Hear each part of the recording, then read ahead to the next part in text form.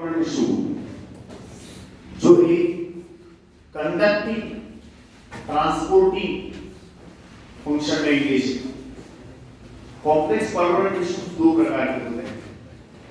इसके नाम पे ये कि कॉम्प्लेक्स, इसका मतलब होता है जो दो से ज्यादा प्रकार के टिश्यू का collection. Complex permanent, there are two types of complex permanent tissues. One is xylem and the fluid. What is complex permanent? Complex permanent का मतलब है कि जो अलग अलग प्रकार के टिश्यूज का collection performing a common function. जैसे कि xylem 4 कंपोनेंट्स का कलेक्शन है और फ्लूइड 4 कंपोनेंट्स का कलेक्शन। 4 घटकों से xylem बना है और 4 घटकों से फ्लूइड बना है और ये टिश्यूज स्पेशली एंगेज है in transport process.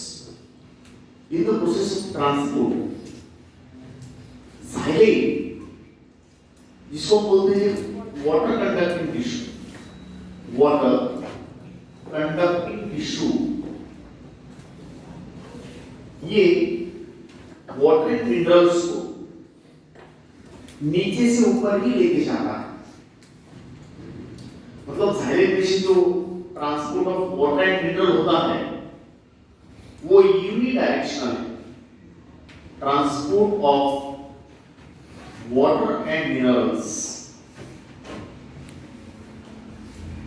बरोबर, there is the transport of water and minerals through the xylem.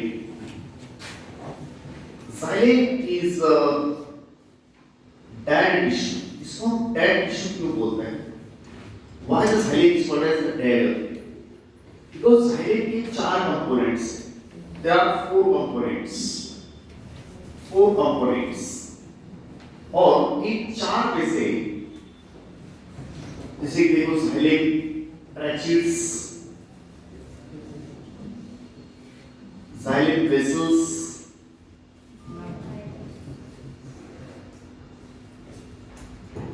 xylem fibers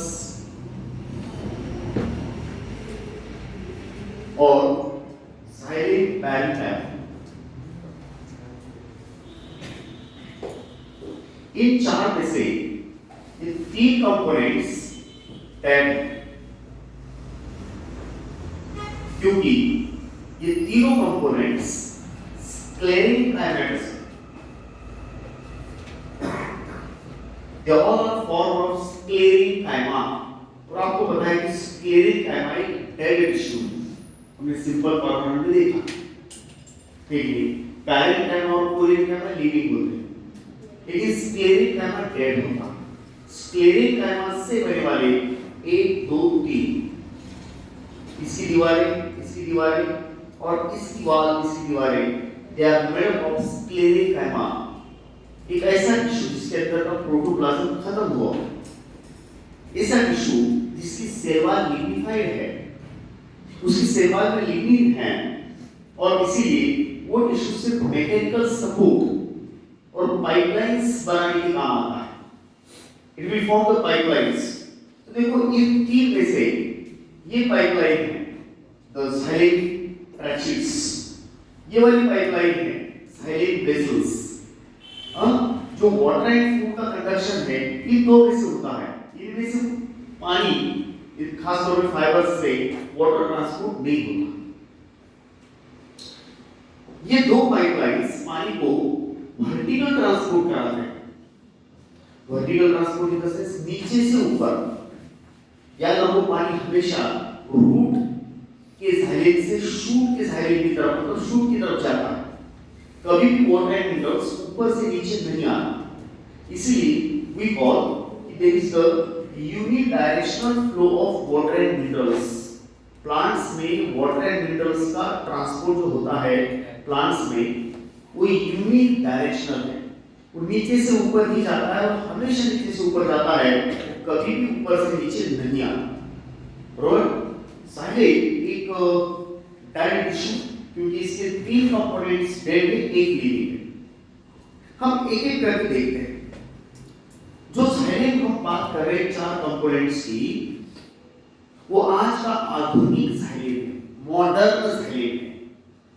वो xylem जिसकी बात कर रहे हो फ्लावरिंग प्लांट्स का, एंजियोस्पर्म्स का, बरोबर। ये वेसल्स जो है वो आपको पहले दुनिया का पहला xylem टेरिडोफाइट्स का, पहली ट्रांसपोर्टिंग मैकेनिज्म टेरिडोफाइट्स, उसके बाद जिम्नोस्पर्म में आपको वेसल्स नजर नहीं आएंगे। जस्ट एकदम शुरू वाला जो xylem है उसके अंदर ट्रैचिड है, फाइबर्स है और पैरेन्काइमा है, वेसल्स नहीं है।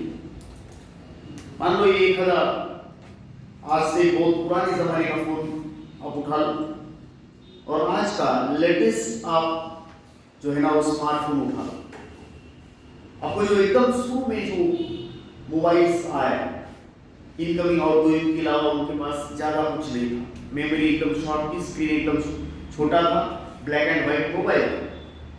जो लेटेस्ट वर्जन आप मोबाइल लेते हैं उसमें जो अलग अलग सुविधाएं, फैसिलिटीज एंड इंस्ट्रूमेंट्स आपको मिलते हैं, वहां एक कैमरा नहीं था।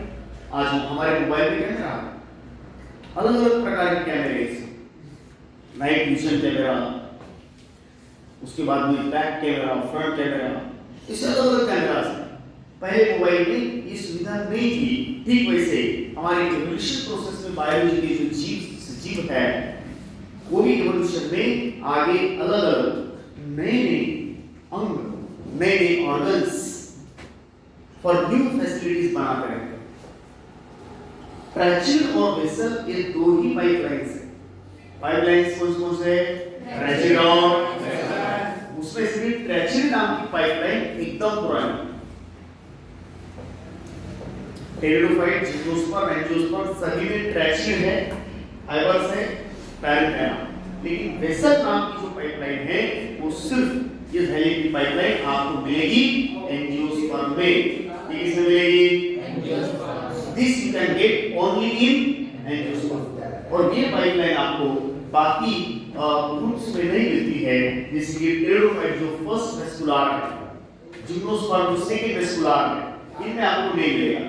एक्चुअली हम इनको ट्रैचोफाइट्स बोलते हैं, जिनके पास वेस्कुलर टिश्यूज होते हैं, दे आर कॉल्ड एज ट्रैचोफाइटा। क्या बोलते हैं उनको? ट्रैचोफाइटा। xylem एक तो ट्रांसपोर्ट का काम करते और दूसरा काम वो actually gives the mechanical strength to the plant। अब जब एक हर प्लांट देखते हैं तो उसका जो सेंटर वाला लकड़ी का हिस्सा होता है ना, वो हिस्सा xylem और फ्लोएम से बनता है, खास तौर पे xylem से बनता है। शक्ति, मजबूती, हार्डनेस, रिजिडिटी, स्ट्रेंथ xylem से ही मिलती है। सूखी लकड़ी का जो भी हिस्सा हम देख रहे हो xylem, आप समझते हैं? तो xylem के 4 कंपोनेंट्स, 4 में से 2 में से ट्रांसपोर्ट होता है, बाकी फाइबर सपोर्ट के लिए है और पैरेन्काइमा फूड स्टोरेज के। एक एक से इनको पढ़ते हैं, लेट अस सी। और एक छोटा सा पॉइंट कि xylem जो डाइकॉट में खास तौर पे आप देखेंगे, डाइकॉट में पहली ग्रोथ डाइकॉटिक प्लांट में ऐसी होती है, बोले तो प्लांट की सिर्फ हाइट बढ़ती है, उसकी गर्थ नहीं बढ़ती, उसकी गर्थ नहीं बढ़ती। The first growth is primary growth, the second growth is secondary growth।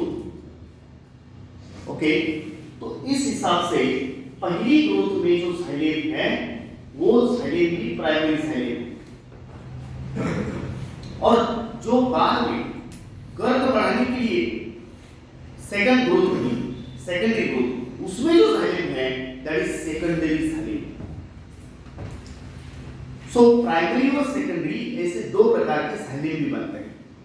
xylem के 2 टाइप्स पढ़ते हैं, प्राइमरी xylem और सेकेंडरी xylem। वेरी सिंपली कि जो फर्स्ट ग्रोथ में है, इनिशियल ग्रोथ में है, जो इस लीनियर एक्सिस की ग्रोथ में है, वेजिटेटिव ग्रोथ में है, वो प्राइमरी xylem है। और उसके बाद जो इस तरह से ग्रोथ होती है और हॉरिजॉन्टल एक्सिस, तो ये जो ग्रोथ है शूट एंड रूट का डाइकॉट में, डाइकॉट क्योंकि मोनोकॉट्स के अंदर सेकेंडरी ग्रोथ है ही, तो ये जो ग्रोथ हुई है ये होती है सेकेंडरी ग्रोथ। तो पहले देखिए प्राइमरी साइलेंट या जो भी है सेकेंडरी साइलेंट, साइलेंट के अलग घटक कौन से? What are the different parts, right? What you say, components of the silent? So number 8 हम लेते हैं tracheids. You see, silent tracheids. What is the silent tracheids? ट्रैचीड जो है वो सबसे पहली पाइप है. Okay, it is compulsory in all. इस सभी प्रकार के ग्रुप्स में कंपल्सरी. और ट्रैचोफाइट्स का मतलब होता है जिनके पास वेस्कुलर बंडल्स है, जिनके पास वेस्कुलर टिश्यू है, वो सभी ट्रैचोफाइटा. ट्रैचोफाइटा में आता है नंबर 1 टेरिडोफाइट्स, जिम्नोस्पर्म्स और एंजियोस्पर्म्स. These all are ट्रैचोफाइट्स. ट्रैचोफाइट के पास ट्रैचीड compulsory. It is made of sclerenchyma. ये किससे बना है? sclerenchyma. ये sclerenchyma से बना है. With narrow lumen and tapering ends. मतलब इनके जो लुमेन है वो बारीक है, लेकिन इनका जो एड्स है उसको बोलेंगे एड्स. इनकी जो दोनों सिरे हैं वो इस तरह से टैपरिंग हमको मिलते हैं. They are found to be, you can say that, tapering. They are in the tapering ends like this. और एक चीज की ये अंदर से पिट्टे मिलते हैं. लुमेन इज, देखो हमारे जो पानी के पाइप्स होते हैं इनमें से भी पानी बहता है, पाइप में से भी पानी बहता है, प्लास्टिक के पाइप्स. लेकिन इसी कल्पना करो कि जिस लुमेन मतलब पाइप से पानी जा रहा है वो अंदर से कुछ बैरियर बताए, स्पीड ब्रेकर्स बताए, उनको थिकनिंग्स बोलते हैं. कल्पना करो कि पाइप जो है वो अंदर से not completely without any obstacle, it is with obstacle. उसका जो दीवार है ना पाइप का वो कहीं कहीं जगहों पे just has raised and it is offering resistance to the water flow. जो पानी का ट्रैफिक है वो ट्रैफिक ऑफ वाटर, देखो हमारे वाहनों की ट्रैफिक की स्पीड कम करनी है तो आप क्या करते हैं? स्पीड ब्रेकर्स लगाते हैं. या तो स्पीड ब्रेकर लगाओ, नहीं तो पुलिस वाले खड़े हो, वो भी एक प्रकार का स्पीड ब्रेकर ही है. जो बच्चा बेफाम गाड़ी चला रहा है, पहले पीछे कोई बैठा है, अभी वो है कि उड़ गया पता नहीं उसको.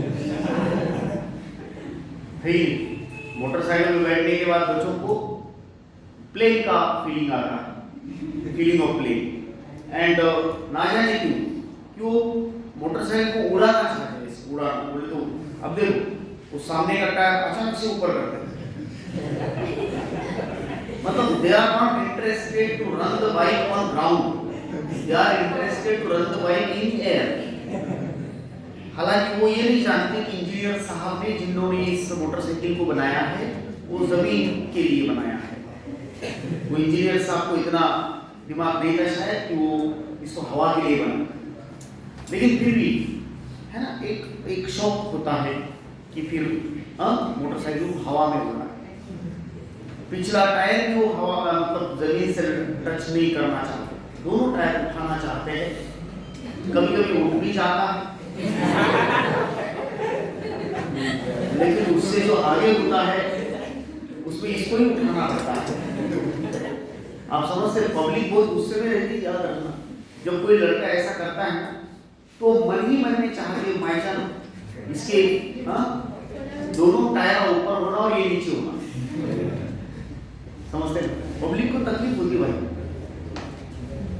हॉर्न बजाना और स्पीड में जाना दोनों चीजें। फिर इसमें एक पुलिस वाला भी अगर दिखता है तो लगे स्पीड कंट्रोल होती है, लगे पूरा body language and facial gestures उसके हावभाव बदल जाते हैं, ऐसी मासूमियत आती है चेहरे पे। एक मासूमियत समझते ना कि दुनिया का सबसे डिसिप्लिन वाला इंसान यही चाहिए, इतने शिस्त में गाड़ी चलाएगा।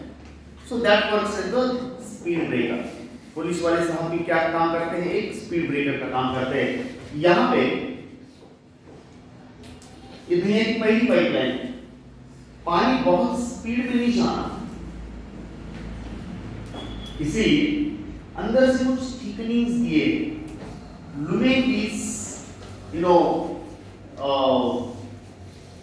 Lumen is with thickenings and pits. Pits का मतलब होता है थोड़े, which help to minimize speed and pressure of water flow। पानी का जो फ्लो है उसकी स्पीड और प्रेशर, ये दोनों चीजें रेगुलेट करने में मदद होती है। किसकी मदद होती बोल रहा हूं? नहीं, आप नहीं समझ रहे। Thickenings and pits. पिट्स का मतलब होता है खड्डे खड्डे, और थिकनिंग इसका मतलब होता है जो पाइप है वो अंदर से अलग अलग पैटर्न्स बनाता उसकी दीवार में, स्पीड ब्रेकर के जैसा road thickening is speed breaker. अचानक से रोड ठीक हुआ, अब हालांकि बात अलग है कि खड्डे हैं तो नेचुरल स्पीड ब्रेकर का काम करते हैं। रोड भी खड्डे, कभी कभी बोलते हैं ना कि खड्डे होना चाहिए रोड में, क्यों? उससे स्पीड कम होती, वाहनों की रेगुलेट होती है ना, कि बहुत सारे खड्डे हैं तो वाहन धारक जो मोटरसाइकिल या कार चला रहा वो ढूंढता है कि रोड किधर से है, मैं उधर से जाऊंगा, खड्डों में से रोड नहीं। एनीहाउ स्पीड तो कम हो रही ना, यहां पे the same is the case. Speed breaker का काम कौन कर रहा है? यहां कौन कर रहा है? who is working like a speed breaker? Thickenings and pads। तो इसमें थिकनिंग्स जो है वो रेजर पोर्शंस होते हैं, वहां पे सेवाल थोड़ी सी चाली बन जाती है या ऊंची वाली होती है, जिससे एक काम होता है कि पानी और मिनरल वाटर एंड मिनरल का सॉल्यूशन है उसका स्पीड मॉडरेट होता है, वो रेगुलेट होता है, बहुत ज्यादा गति से जो है वो पानी ट्रैवल नहीं करता। इसका फायदा क्या है? चलो कोई ऐसा मतलब क्या होता है कि पानी थोड़ा सा कम स्पीड में गया तो क्या होगा? एक्चुअली जहां पानी जाना है, जिन सेल्स में जाना है, वहां इतनी स्पीड से अगर धड़क मारे विदाउट बैरियर, और क्या होता है कभी कभी पानी अगर नीचे ज्यादा है तो ज्यादा फ्लो में आ सकता है, तो वो डैमेज सेल्स को हो सकता है कि स्पीड ऑफ द वाटर में बर्स्ट द सेल, उसके अंदर का टर्बो प्रेशर बहुत ज्यादा बढ़ सकता है, टिश्यू में डैमेज हो सकता है, इसीलिए उसको स्लोली पास किया जाता है। वेसल्स जो है ट्रैचिड भी डेड है, उसकी दीवारों में क्या है? स्क्लेरेन्काइमा। ओके, इसके पास कुछ खड्डे हैं और लेट्स स्पीड्स, उसके साथ में लुमेन जो है वो थिकनिंग्स है। थिकनिंग्स का मतलब समझते हैं, लुमेन के अंदर से कुछ स्पीड ब्रेकर्स बन जाते हैं जिससे पानी की स्पीड जो है ट्रैफिक जो है स्लो हो। दूसरा जो कंडक्टिंग ट्रांसपोर्टिंग एक कंपोनेंट है वो है साइलेंट वेसल। जो साइलेंट वेसल्स है वो ट्रैचिड जैसे ही है, लेकिन सबसे इंपॉर्टेंट चीज है इसका लुमेन बार इससे बड़ा है, इससे ट्रैचिड से इसका लुमेन कैसा है? थोड़ा सा बड़ा है। The lumen is larger then the your इससे ट्रैक्सिड से फ्लूइड कैसा है, बड़ा। सेकेंड थिंग, वेसल जो है वो सिर्फ आपको मिलेंगे angiosperms. vessels also are bad components.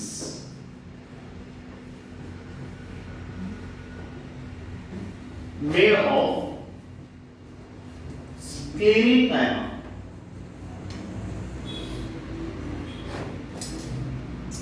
दूसरी बात, vessels present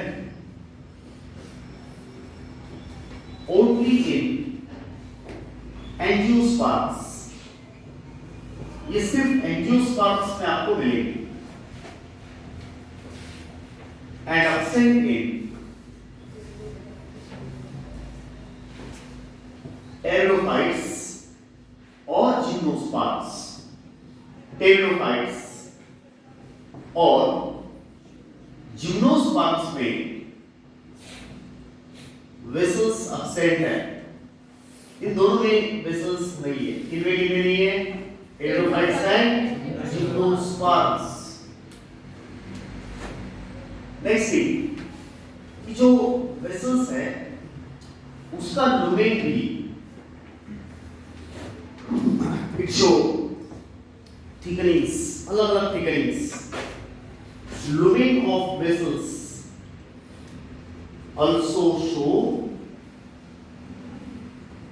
different kinds of thickenings, different kinds of thickenings, माने वो कुछ पोर्शंस रेजर बताते हैं जिससे lumen is obliterated, lumen is with resistance, lumen is with speed breakers, ऐसा बोल सकते हैं आप कि lumen of vessels also show different kinds of thickenings, like ये thickenings अलग अलग प्रकार के होते हैं, like calariform, spiral, जैसे इस तरह से कुछ स्पीड ब्रेकर है जो इस लुमेन को क्या कर रहे, डिस्टर्ब कर रहे, लुमेन ओब्लिटर हो रहा, लुमेन जो है वो एक प्रकार से बाधा ही पैदा कर रहा in the traffic of water. अब पानी इससे जाएगा तो इस तरह से उसको जाना पड़ेगा, ठीक है, ऐसे जाना पड़ेगा, मतलब एकदम सीधे से विद स्पीड नहीं जा सकता, इस तरह से जाना पड़ेगा। या फिर कोई वेसल में थोड़े अलग पैटर्न भी है, डिजाइन इसमें काफी है, जैसे कोई कंपनी मटेरियल है उसमें कोई प्रोडक्ट लेना चाहते हैं तो उसके अलग अलग डिजाइन हमारे सामने दुकानदार पेश करता है कि ये भी डिजाइन है, ये भी डिजाइन है, तो आपको पसंद है वो ले लो।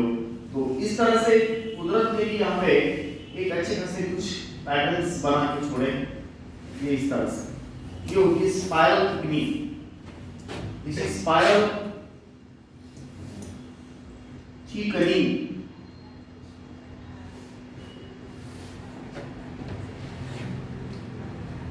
और ये वेसल्स जो है वो एक के साथ एक ऐसा कनेक्ट करके एक लंबी पाइपलाइन बनती है। Even vessels show perforations in their side wall, इनकी दीवारों में सुराख भी है बगल में, जिससे वो बगल वाले वेसल्स के साथ, ट्रैचेस के साथ अपना संपर्क बनाते हैं। दे show communication with the neighbouring vessels by their perforations on wall, जिससे पानी का फ्लो पहली चीज तो बढ़ जाता है, the water flow is divided and pressure is minimized। Pressure minimize करने के लिए लुमेन में से भी इनके अलग अलग से पैटर्न्स बनाए जो स्पीड ब्रेकर का काम करते हैं।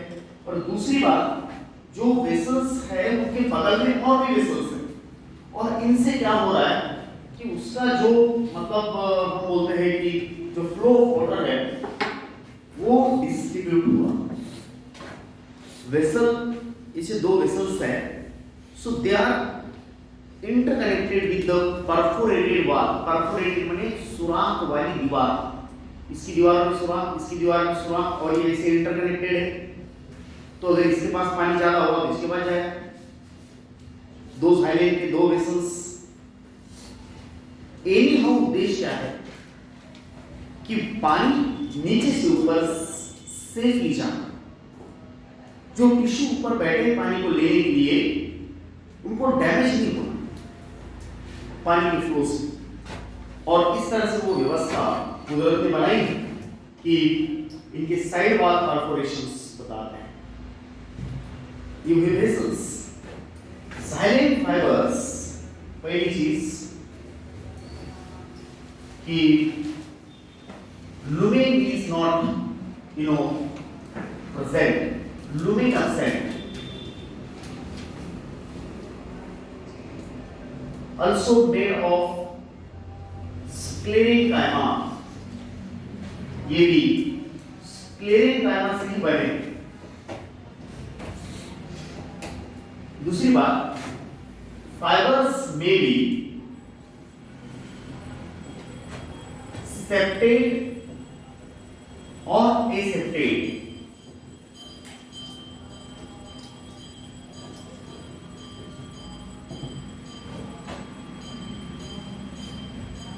No transport of water and minerals.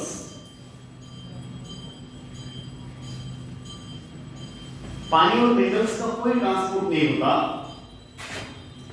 They offer mechanical strength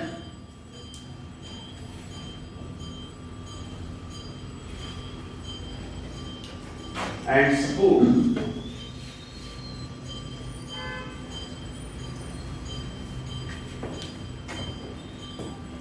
this is xylem fibers। इसमें से कोई ट्रांसपोर्ट नहीं होता। There is no transport of materials। अब लास्ट में what is xylem parenchyma? What is the xylem parenchyma? अब ये xylem parenchyma क्या है?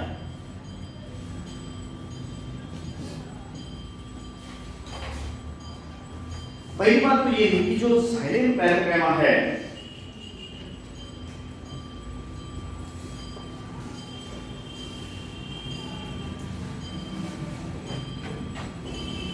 वो अकेला लिविंग कंपोनेंट है। xylem parenchyma is the only living component।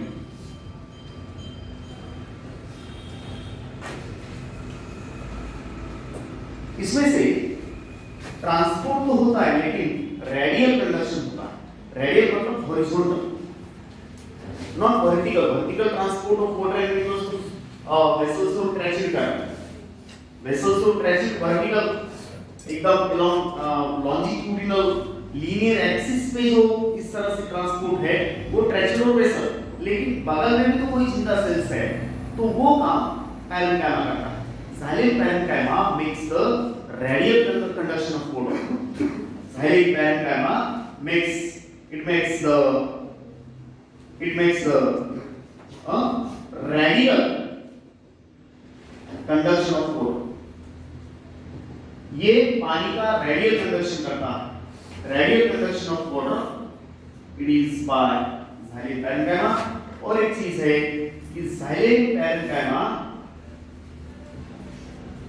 क्या करता, एक्चुअली स्टोरेज ऑफ फूड करता, स्टोर्स फूड मटेरियल्स। इसमें फूड मटेरियल स्टोर होता है, लाइक जैसे कि स्टार्च एंड फैट्स। स्टार्च और फैट्स के फॉर्म में इसमें फूड स्टोर भी होता है भविष्य में, बरोबर। देखो मैंने पहले बोला आपको कि ये रहे xylem के चार components, xylem tracheid, xylem vessels, xylem fibres और xylem parenchyma। इसमें डाई कितने? तीन। xylem ट्रेजिट, xylem वेसल्स और xylem फाइबर्स। लिविंग कौन सा है? parenchyma। दूसरी बात, transport of water and mineral, जो flow of water and mineral है, पाइपलाइन जो है सिर्फ दो, ट्रैचिलो, इसमें सबसे पुरानी पाइपलाइन कौन सी है? और सिर्फ एंजियोस्पर्म में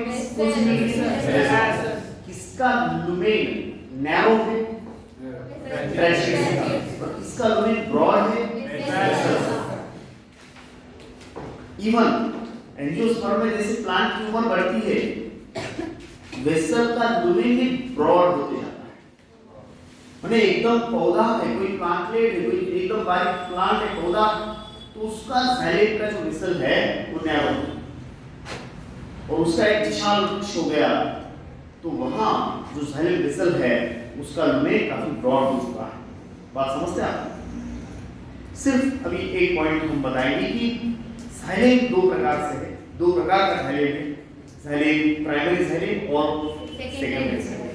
प्राइमरी जाइलेट पहला जाइलेट और सेकेंडरी जाइलेट जो सेकेंडरी ग्रोथ में बना है, सेकेंडरी ग्रोथ के लिए बना है, उस सेकेंडरी जाइलेट। प्राइमरी जाइलेट के दो प्रकार पड़ते हैं।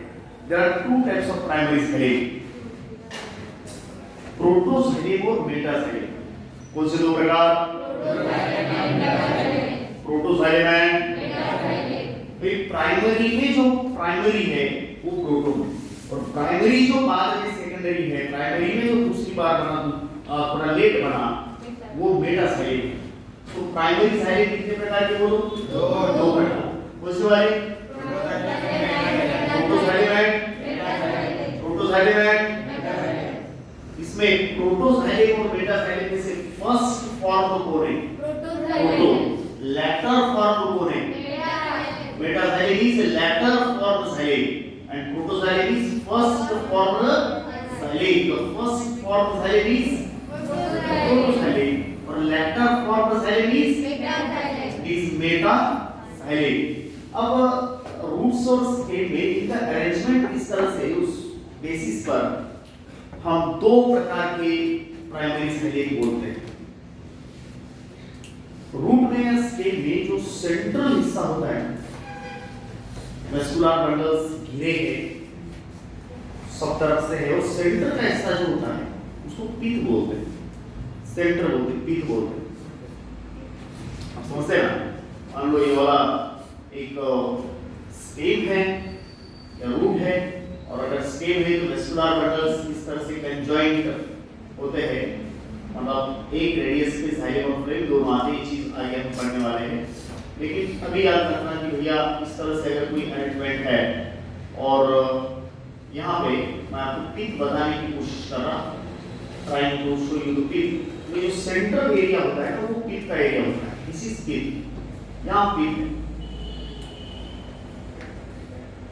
ओके, तो प्रोटोजाइलेट और मेटाजाइलेट इसमें से पित्त की तरफ कौन है, पेरिफेरी की तरफ कौन है, उसके आधार पर प्राइमरी जाइलेट के दो प्रकार पड़ते हैं। There are two types of primary xylem. Primary xylem के दो प्रकार पड़ते हैं, इट इज एंडार्च और एक्सार्च। एंडार्च और एक्सार्च। पहले तो आप क्लियर करो कि प्रोटोजाइलेट और मेटाजाइलेट कौन है। प्राइमरी जाइलेट के दो प्रकार हैं। प्राइमरी के दो प्रकार कौन से? Proto and Meta. तो इसमें से पित्त की तरफ कौन है और पित्त से दूर कौन है, उस आधार पर दो जाइलेट पढ़ते हैं। प्राइमरी और उसके दो जाइलेट पढ़ते हैं। One is endarch xylem. पहले इसका मतलब देखो, what is endarch xylem? Endarch it is found in, इसका उदाहरण है जब stem, it is stem, dicot stem खास तौर पे स्टेम, स्टेम के अंदर इसमें क्या मैटर है? प्रोटोजाइलेट टुवर्ड्स पित्त and मेटाजाइलेट towards periphery. Protozailate towards tip and metazailate towards periphery. ये पैटर्न होता है एंडार्च जाइलेट का। वैसे ही व्हाट इज एक्सार्च साइलेन, एक्सार्च साइलेन क्या बात है, तो ये मिलता है आपको रूट्स में, एंडार्च स्टेम में और एक्सार्च रूट में। एक्सार्च का मतलब होता है प्रोटोसाइलेन टुवर्ड्स पेरिफेरी,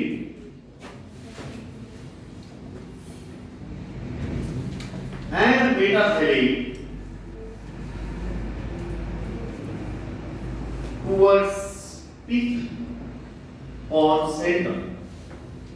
सेंट्रोन और पीक की तरफ अगर मेटासाइलेम आता है और प्रोटोसाइलेम पेरिफेरी की तरफ जाता है तो उसको बोलते हैं हम एक्सार्च साइलेन। एक्सार्च और एंडार्च, प्रोटो और मेटा से आपको रिलेट करके याद रखिए। बोलो, एंडार्च किसमें मिलता है? स्टेम। एक्सार्च किसमें मिलता है? रूट्स में। ठीक है, प्रोटोसाइलेम टुवर्ड्स पीक मतलब सेंटर, मेटासाइलेम पेरिफेरी की तरफ। The pattern is endarch. Protoxylem towards periphery, metaxylem towards centre, exarch.